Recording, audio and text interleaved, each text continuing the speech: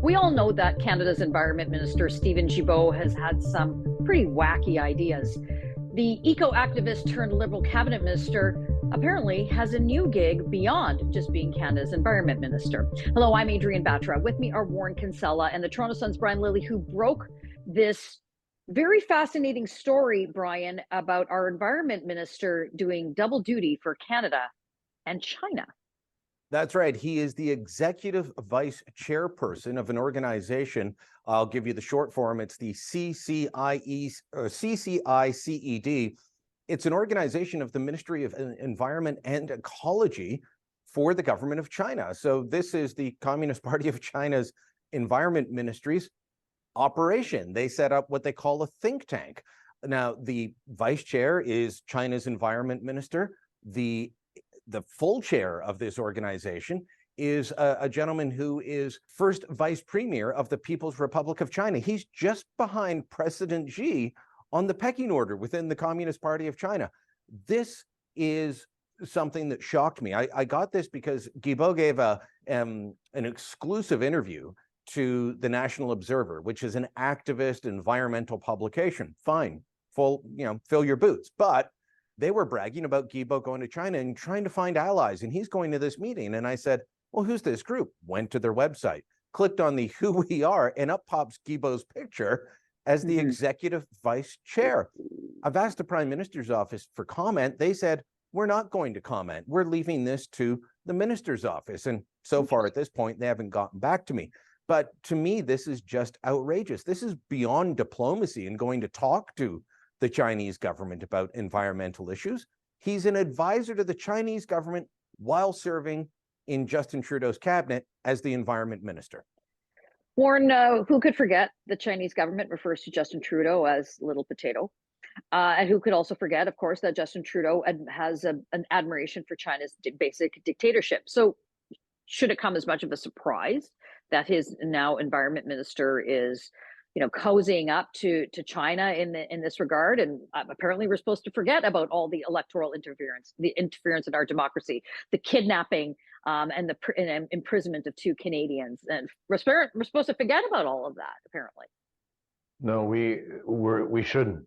The Chinese regime illegally imprisoned 2 Canadian citizens. They actively, on an ongoing basis and repeatedly interfered in our democracy, in our elections.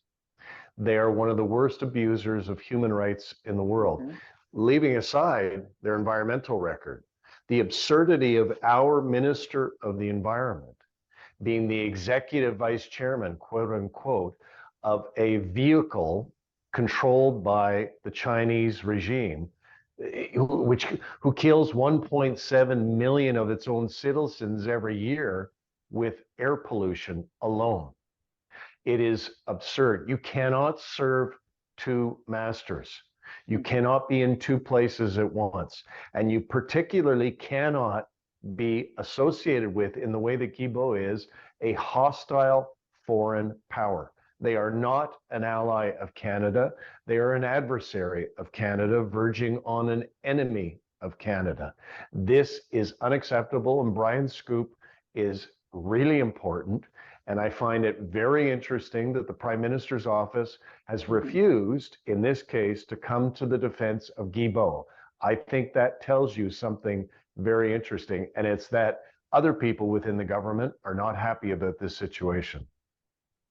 Brian, I'm curious how this would even work for Guilbeault. I mean, we in our country, successive prime ministers have signed us on to global climate pacts all for year after year after year. We're beholden to these things. Canadians do their part. They want to ban everything in our lives and put us back into mud huts and us rubbing sticks together to light fire and heat our homes. But we as Canadians, like we do our part, and we respect that. We all know that in terms of the global emissions that are happening, it really is China and India have to come to the table in order for things to really move the needle. So couldn't it be argued that this is a way to get China on board? I think it's a naive view because China doesn't agree to anything unless they want to. But What's your take on that? I think that would be a completely naive view. It is the one that the minister and his supporters and the true and non-supporters online are putting forward. Well, we need to engage China. We need to get them to reduce their emissions. They're not reducing their emissions, not by anyone's standard. So for my column, I used our World in Data, well-respected international data organization. It's run by Oxford University. And I looked at the most recent data that we have. China's carbon emissions go up about 2 billion tons a year. That's more than double Canada's 777 million tons a year. So they're going up more than double. Last year, and we don't have figures, full official figures for last year, but last year they were building 2 coal-fired power plants per month. So if this guy's the executive chairman and China's building 2 coal-fired plants per week, sorry, not per month, per week, how does that square? He's going around and badgering Canada's premiers that you've got to clean up your electricity grid, even though ours is 85% clean. And the places that aren't, like Saskatchewan and Alberta, where they have to rely on coal because they don't have hydroelectricity, they're investing in solar. They're investing in carbon capture and storage technology. And he's still being antagonistic to them, but he's cozying up to China, which is going up by more than double what Canada emits in a full year. It is beyond ridiculous, but it is something that this government will try and get away with and just say, well, if you don't believe in this, I guess you don't believe in climate change. That's not the answer. We're cozying up to a hostile dictatorship with a horrible environmental record. Warren, last word to you. I think that that's such an important aspect to this is, plays into why the PMO is probably not responding. But this is just one more thing that they think they can, quote unquote, get away with, which is, happened so many times with the Trudeau Liberals. They've done some pretty egregious and questionable things, and they just get away with it. Is this going to be yet another instance of that, or do we see some sort of pressure for Guilbeault to say no, maybe I shouldn't be part of this, or is this just going to carry on until we basically have a new government? Well, where's the public inquiry into Chinese election interference? Exactly. Like, where's that? Where did that go? So no, I don't take this government seriously on this issue. I think it's now become evident. We now know why the Trudeau government has refused to go along with Pierre Poilievre's suggestion and the suggestion of others that we have a foreign agent registry, because they may have one of their own cabinet ministers on it. So, it was obviously a view of the Trudeau government going back to 2013, when he was seeking the Liberal Party leadership, that there needed to be engagement with China.